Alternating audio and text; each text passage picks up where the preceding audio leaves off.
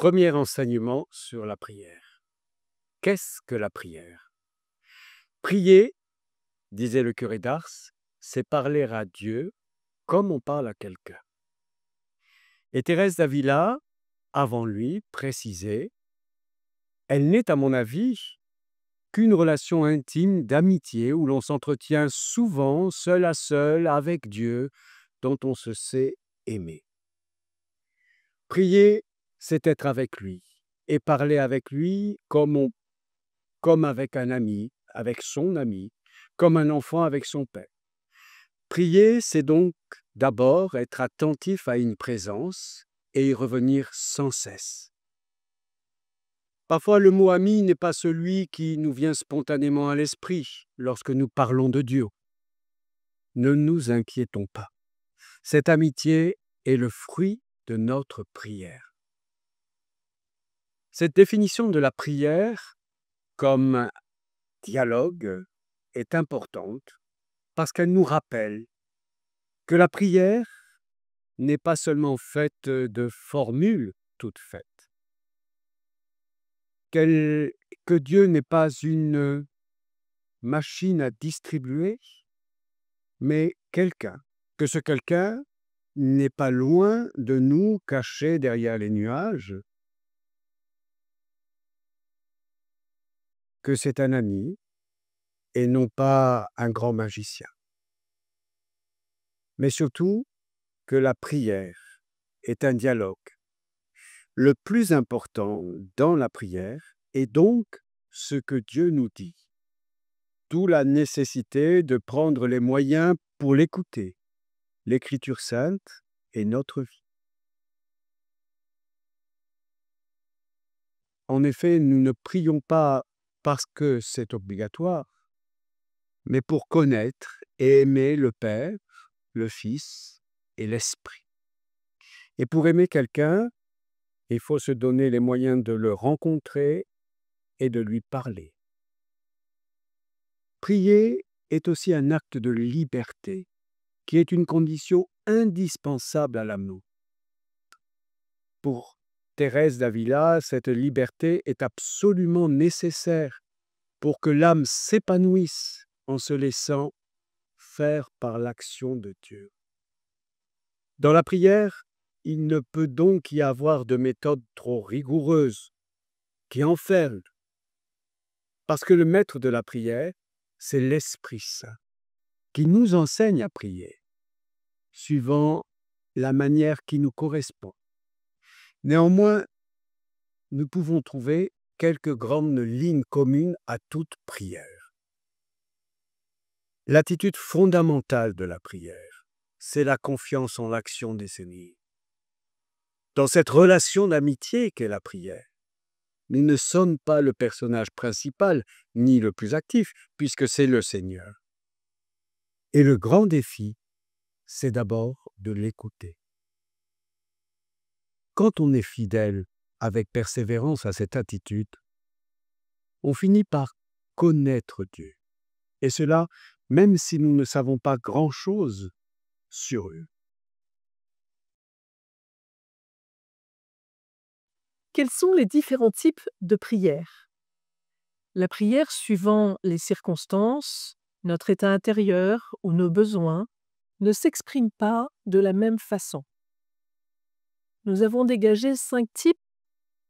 Le premier, c'est la prière liturgique publique, dont la plus importante, mais pas la seule, est l'Eucharistie.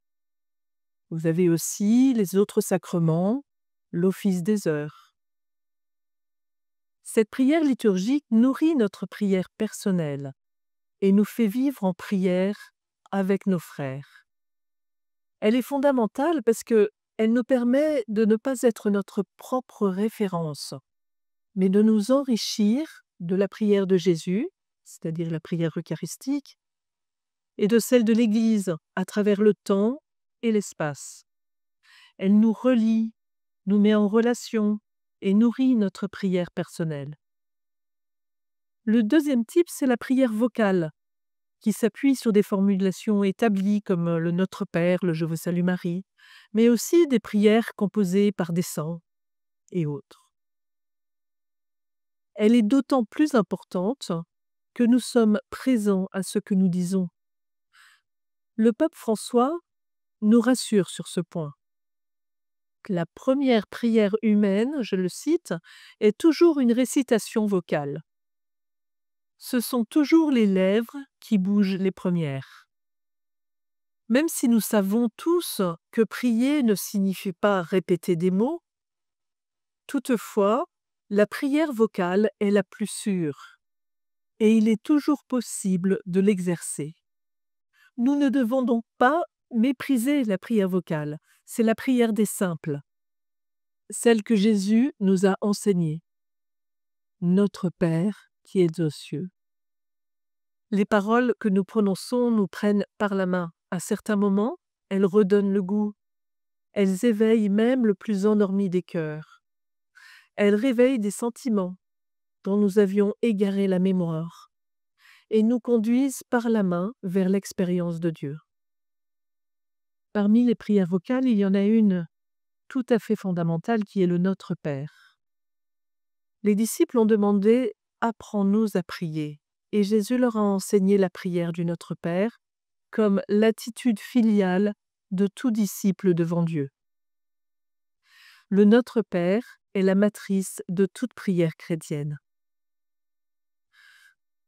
Une autre prière vocale importante, c'est le chapelet, qui est une méditation des différents moments de la vie du Christ, à travers les mystères joyeux, lumineux, douloureux et glorieux. Conçue au départ pour remplacer la récitation des psaumes pour les religieux qui ne savaient pas lire, elle s'est enrichie au cours des siècles. Parfois, dans notre vie, nous ne pouvons guère faire plus que la prière vocale, à cause de notre fatigue, de notre état de santé, de nos préoccupations intérieures, de notre sécheresse. C'est bien alors d'avoir recours à ce moyen simple, qui peut être aussi un acte de foi profond. Le troisième type de prière que nous avons dégagé, c'est la prière spontanée, qui est faite de petites pensées, d'élans qui jaillissent du cœur en différentes occasions. Son grand avantage, c'est de nous remettre en présence de Dieu. Le quatrième type, c'est la méditation. Méditation qui se nourrit de la lecture et de l'écoute de l'écriture. C'est un travail essentiellement de l'intelligence qui met en œuvre la mémoire et l'imagination. Par exemple, quand on se représente la scène de l'évangile médité. Le cinquième type de prière, c'est l'oraison, qui ne consiste pas à beaucoup penser, mais à aimer. Elle est ce dialogue intime avec Dieu, Père, Fils et Esprit. La méditation peut constituer une porte d'entrée dans l'oraison, au même titre que la contemplation d'une icône, d'un crucifix ou d'une image sainte. Quel est le contenu de la prière? Nous pouvons en identifier 5. Le premier, la demande de pardon ou contrition. C'est la reconnaissance de nos péchés, non pas pour nous écraser, nous humilier, mais pour nous convertir. On demande pardon à Dieu, qui est le seul juste, le seul bon, le seul saint. Le pardon demandé, reçu et donné fait partie de l'amour et fait grandir l'amour. Ne pas découvrir en nous que nous sommes véritablement pécheurs, c'est toujours passer à côté du Christ qui est venu nous sauver. Je suis venu pour les pécheurs, dit Jésus, non pas pour les justes. Reconnaître que nous sommes pécheurs, c'est donc reconnaître que nous avons besoin d'être sauvés. La demande de pardon n'est pas synonyme de remords, qui n'est jamais qu'un repli sur soi, nous entraînant toujours dans le cercle vicieux du découragement, de la fuite, du désespoir. La demande de pardon nous ouvre au repentir, qui nous tourne vers le Père, pour demander sa miséricorde et, ce faisant, nous ouvrir un avenir. Deuxième contenu, la prière de demande. C'est un acte de confiance. Elle nous aide à grandir dans cette confiance parce qu'elle nous apprend à nous en remettre à Dieu qui nous aime. C'est le sens de la parole de Jésus. Demandez et on vous donnera. Parfois, nous pouvons penser que Dieu ne s'intéresse pas à nous, qu'il a autre chose à faire, et pour cette raison, ne pas oser lui demander. Or, dans toute l'Écriture, Dieu ne cesse pas de nous redire « Tu as du prix à mes yeux et je t'aime ». Il peut nous arriver aussi de demander en dernier ressort, quand tous les moyens humains ont échoué. Or, demander à Dieu devrait être notre premier réflexe, si nous lui faisons vraiment confiance et si nous l'est. Il nous arrive aussi de ne pas comprendre pourquoi Dieu, qui sait tout, veut que nous lui demandions ce dont nous avons besoin. Si Dieu nous donnait tout sans que nous ne lui demandions, il irait à l'encontre de ce qu'il a voulu, nous créer libres et responsables. Troisième contenu de la prière, le remerciement ou l'action de grâce. La reconnaissance des dons de Dieu et de l'amour qu'il nous porte sont à la source de notre action de grâce. C'est d'ailleurs le sens du mot Eucharistie. Encore faut-il pouvoir reconnaître ces dons que Dieu nous fait. Or, notre refus de dépendre de qui que ce soit, notre insouciance ou notre légèreté, notre tendance à penser que tout nous est dû, sont des obstacles possibles à la reconnaissance des dons et donc nous empêchent de remercier Dieu. Quatrième contenu de la prière, la louange. La louange consiste à louer Dieu pour ce qu'il est et tout ce qui est beau autour de nous en le lui disant. Les motifs de louange sont nombreux. Dieu, la nature, notre propre personne, les dons que Dieu a mis en nous, les autres. La louange nous décentre de nous-mêmes et nous ouvre à la joie de Jésus. Je vous ai dit cela, dit Jésus, pour que ma joie soit en vous et que votre joie soit parfaite. Cinquième contenu de la prière, l'adoration. L'adoration consiste à reconnaître la bonté, la grandeur, l'amour de Dieu, l'amour qu'est Dieu, et à s'en émerveiller. L'adoration, c'est aimer Dieu gratuitement pour ce qu'il est. Et elle va être faite de contemplation, d'admiration, d'émerveil.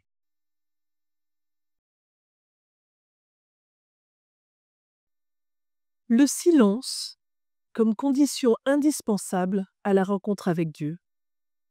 Il faut bien avouer que le silence très souvent nous fait peur. Pourtant, le silence est une grande grâce, car Dieu ne peut s'écouter que dans le silence. Cela veut dire que lorsque Dieu veut nous parler, cela ne peut se faire que dans le silence intérieur. Par silence, j'entends quelque chose qui n'a rien à voir avec le vide. Il s'agit de me rendre présent à moi-même, ce qui est ma vie aujourd'hui.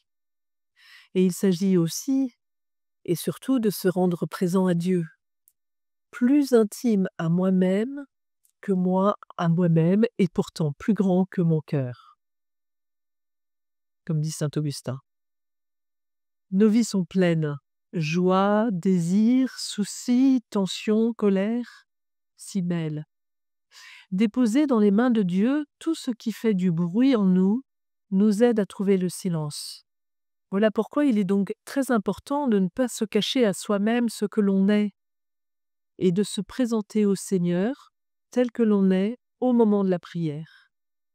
Nous y reviendrons.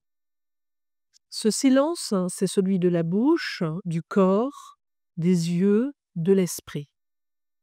Et ce dernier silence est très important. Faire taire nos idées, petites ou grandes, pour nous mettre à l'écoute de Dieu. La confiance en Dieu est nécessairement basée sur la réalité de notre vie. Il nous faut partir de là, où nous en sommes aujourd'hui, sans crainte, en me présentant tel que je suis devant Dieu, je peux découvrir le regard de Dieu sur ma vie sans en avoir peur.